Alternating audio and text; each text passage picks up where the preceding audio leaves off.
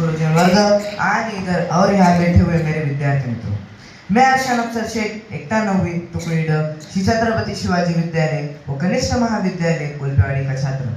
मेरे मार्गदर्शक माननीय श्री सावड़ा सर, मुझे आज साइंस सेमिनार की तरफ से बोलने का विषय मिला है क्वांटम युग का आगाज, संभावनाएं और चुनौतियां।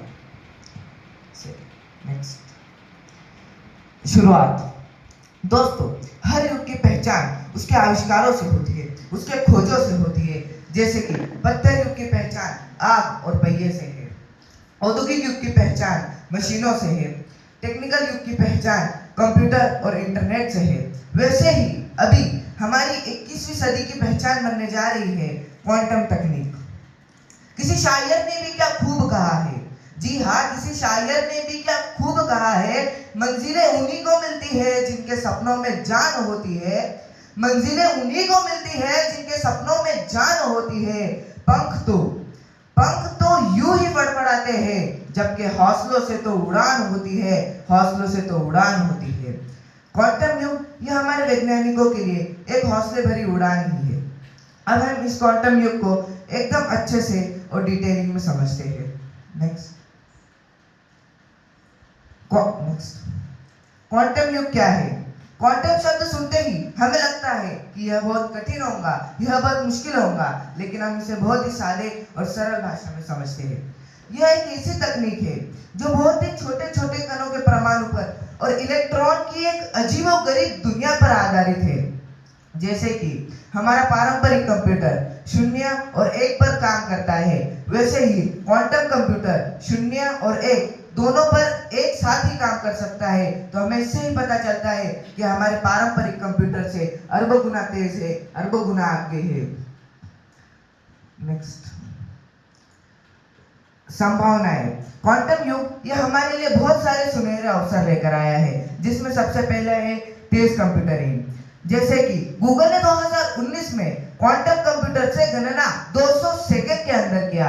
अगर हम उसे दुनिया के सबसे तेज कंप्यूटर यानी सुपर कंप्यूटर से भी करने जाते तो जी हाँ, उसको 10,000 से ज्यादा सालों का वक्त लग जाता। तो हमें अब ये पता चल ही गया होगा कि हमारी रोजमर्रा की जिंदगी के लिए कितना उपयोगी है।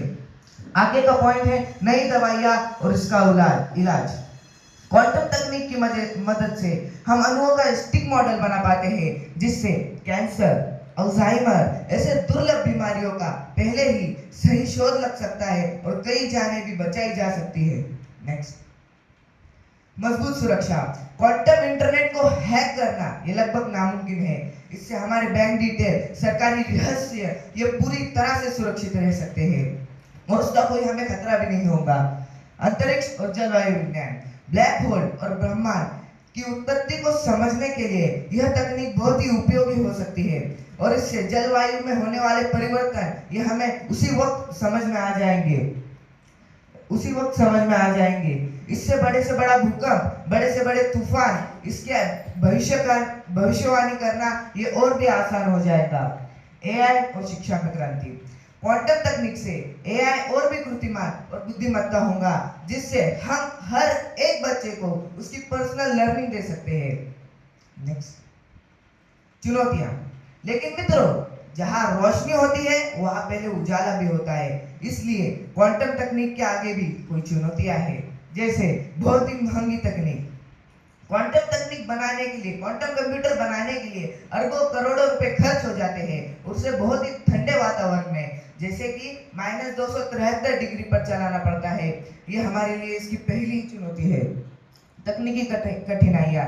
इसे समझने वाले, समझाने वाले, चलाने वाले प्रशिक्षक बहुत ही कम है। भारत जैसे देश में इस क्षेत्र में बहुत ही ज्यादा मेहनत करने की जरूरत है। बेरोजगारी का खतरा। मित्रों, हम सबको तो पता ही है, जैसे जैसे मशीनें बढ़ती जाती है, जैसे जैसे ही नई तकनीकें आती जाती है, बेरोजगारी का खतरा बढ़ते ही जाता है। वैसे ही क्वांटम तकनीक आकर बहुत सारे बेरोजगार भी बढ़ा सकती है, बहुत सारे लोगों के काम भी छीन सकती है। दुरुपयोग का डर। अगर यह तकनीक किसी गलत हाथों में पड़ जाती है तो साइबर क्राइम, साइबर जासूस की हमें बढ़ती वाड़ होते हुए देखने को मिलेंगी। जैसे कि अणुओं की मदद से बिजली तो बनी थी लेकिन बम भी बना था, वैसे ही क्वांटम युग का कुछ दुरुपयोग भी है। असमानता। अमीर देश और बड़े बड़े देशों के पास यह तकनीक पहले ही आ जाएंगी और गरीब देश इनके पास ये तकनीक बाद में आएंगी, जिससे अमीर और गरीब का अंतर भी हमें बढ़ता हुआ यहाँ पर देखने मिल सकता है। नेक्स्ट प्रिय साथियों, क्वांटम तकनीक ये हमारे लिए सोने की खान भी है और आग की दरिया भी है। अब ये हम पर निर्भर करता है कि हम इसका इस्तेमाल मानवता की भलाई के लिए किस तरह से कर सकते हैं। किसी शायर ने भी क्या खूब कहा है, किसी शायर ने भी क्या खूब कहा है, उजाले अपनी यादों के हमारे साथ रहने दो, उजाले अपनी यादों के हमारे साथ रहने दो, न जाने किस गली में जिंदगी की शाम ढल जाए, न जाने किस गली में जिंदगी की शाम ढल जाए। ये क्वांटम युग का उजाला हमें हमारे रोजमर्रा की जिंदगी के अंदर लाना ही होगा, इसका उपयोग करना ही होगा, तभी हम एआई की दुनिया में, इस दुनिया में आगे बढ़ सकते हैं।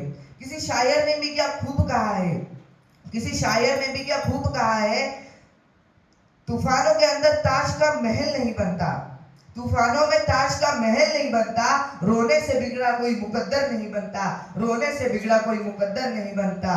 जंग जीतने का हौसला रख, जंग जीतने का हौसला रख, क्योंकि एक हार से कोई फकीर और एक जीत से कोई सिकंदर नहीं बनता, कोई सिकंदर नहीं बनता। धन्यवाद। जय हिंद, जय महाराष्ट्र, जय कर्मे।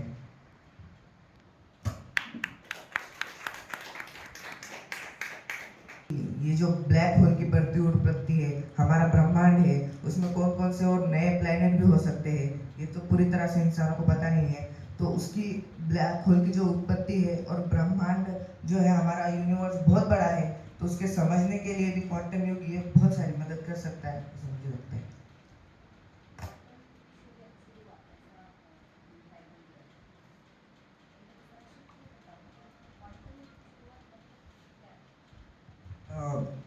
क्वांटम युग की शुरुआत मतलब कि अभी अभी मुझे जो लगता है वो क्या अभी अभी ये क्वांटम तकनीक तो सिर्फ कोई शहरी बाग, कोई बड़ी बड़ी कंपनियां, कोई अमीर देश जैसे लोग हैं जो ज़्यादा इस दुनिया में एआई के वर्ल्ड में अभी है, स्थिर है, वो लोग ही जानते हैं। और जो गरीब देश है उन तक की इसकी मालूमात ज़्यादातर तो नहीं है, लेकिन मालूमात है, ऐसा मुझे लगता है। साइबर क्राइम, अभी हम सबको तो पता ही है कि साइबर क्राइम कितना आगे चल रहा है, कि वो बैंक डिटेल, वो कोई पासवर्ड हैक करना, हार्ड डिस्क के इंफॉर्मेशन निकाल लेना और किसी हार्ड डिस्क में ट्रांसफर करना, किसी पर्सनल इंफॉर्मेशन, सरकारी रहस्य, वो सब अगर किसी गलत हाथों में चल जाते हैं, उसकी चोरी हो जाती है, तो एक रॉबरी टाइप है।